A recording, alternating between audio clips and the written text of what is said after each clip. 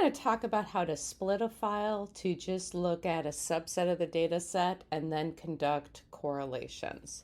So this is the World Happiness Report of 2018, and it looks at a lot of variables and how they relate to happiness throughout the world. We're just going to look at one year in particular. This is from 2005 to 2018. We're just going to look at 2017. So what you will do is go to data, go to split file, go to organize output by groups, and then head over to year, which is the second variable, and then you'll have groups based on year. Now this will not just tell you 2017, but it will separate analyses by year. Click OK. Now we're going to conduct correlation analyses. We're going to look at the freedom to make life choices and competence in government. So analyze, correlate, bivariate. I happen to already have these variables over here, but just to show how it would work, the variables are listed here, and you look down to freedom to make life choices, and then competence in national government. Click it over, keep the defaults, click OK. And now you have a lot of analyses because, as you can see, it is year by year. So there was the cumulative analyses across years. This one is looking at 2005. And what you can see is the correlations seem to vary quite a bit. In 2005, there isn't much of anything.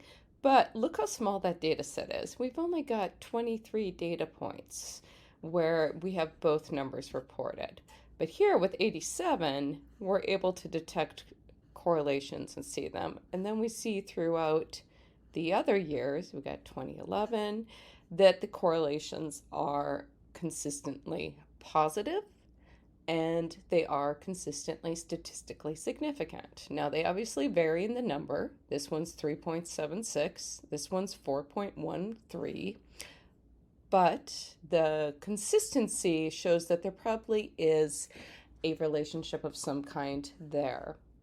The 2017 is the one that we're looking at, and here we have a correlation of 0.442. It is highly significant with a p-value less than 0.001. Remember, we never talk about p-values equaling 0. There's always some chance. Even when they're very tiny, we say that they're 0.001. And then now we are going to look at some correlation matrices as well. So then go to analyze, go to graphs, scatter dot, simple scatter, define. And again, I have these in here already. I'm going to move them back. And we're going to put, I believe it was competence. Yes, we're going to put competence in government on the x-axis. And then freedom to make decisions on the y. Click OK. And we got a ton of graphs. Now, one thing we can see here is this is year 2005. Remember, this was the only year where there wasn't a positive relationship. And you can tell by looking at the scatter plot that there doesn't seem to be any kind of set direction where the dots all tend to be going in one way. This is not where we would expect to see a relationship between those variables.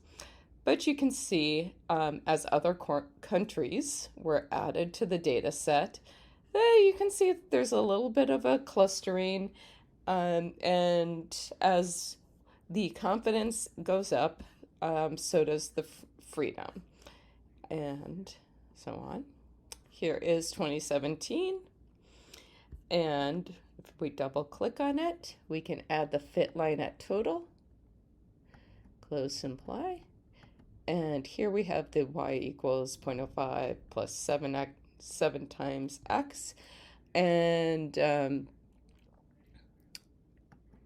that gives us the formula for how this is calculated. You might be looking at that formula and thinking, oh, right, it's showing that the intercept is negative 0.05. But when I look over here, the line intersects slightly above zero point 0.2. That seems to be a disconnect. Well, the reason has to do with how the x-axis is laid out. If we look at the x-axis, the one on the bottom, we see that it starts with 0 0.4 and then it continues up to 1.0.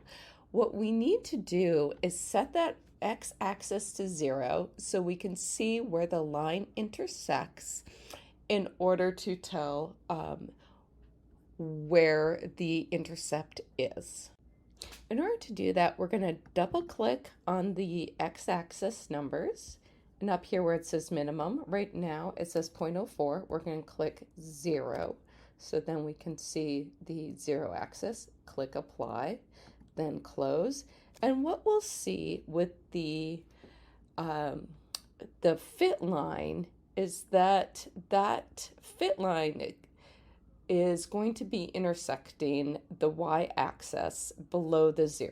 So now it makes sense that the y-intercept would be at negative 0.05, even though it was in the positives when it appeared to be in the positives when the x-axis began at 0.4.